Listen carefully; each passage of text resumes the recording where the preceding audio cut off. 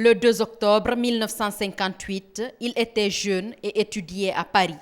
Bassirou Barry fait partie de ces Guinéens qui ont célébré l'accession de leur patrie à la souveraineté en vivant sur le sol français. L'indépendance de la Guinée s'est répandue à Paris comme une traînée de poudre. Cette nouvelle et ce jour le marquent à jamais. Les journaux en ont parlé, ça. Bon, on était en Europe, c'est pas comme ici. Bon, les gens en ont parlé, puisque la Guinée était la seule qui avait voté non. La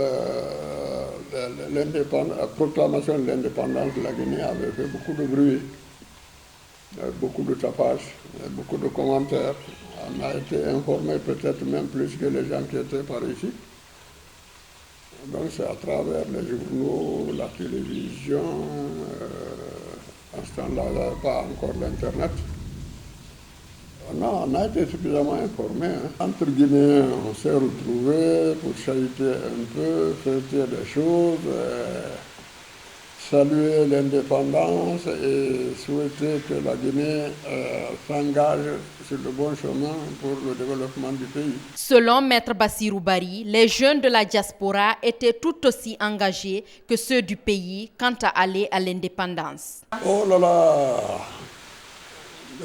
nous, on n'a fait que ça quand on était étudiant. Et c'est de notoriété publique.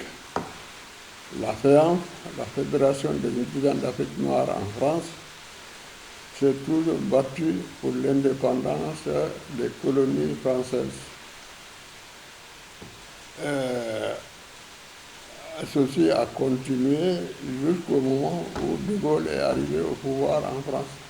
En 1957 déjà, certains d'entre eux discutaient avec Sékou Touré, alors maire de Conakry, de l'idée d'indépendance immédiate de la Guinée. Je suis allé en France en 1954 et c'est en 1957 que j'ai revenu pour la première fois pour les vacances d'été en Guinée.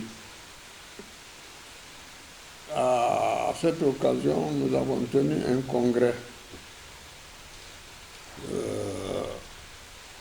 C'était au cinéma Rialto. Bon, actuellement, c'est un hôtel qui est là-bas, c'est à côté de Lugar, à l'est de Lugar.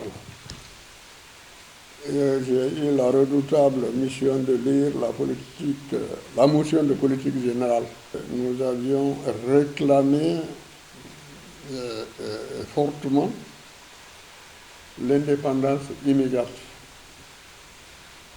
On nous a lapidé, on a su pourquoi, parce que, je ne sais pas, peut-être le surlendemain, nous avons rencontré Sékou Touré qui n'était pas encore camarade, il était maire de Conakry. On a discuté jusque vers 2h, 3h du matin. On n'est pas tombé d'accord. Alors, ce qu'il nous a reproché, c'est de prôner l'indépendance immédiate.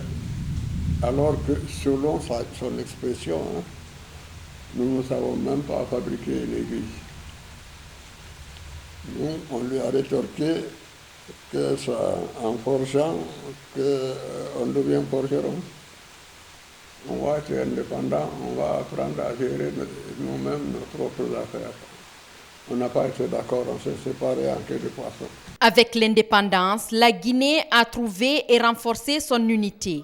Cette audace est et demeure la fierté partagée par tous les Guinéens, partout où ils se trouvent.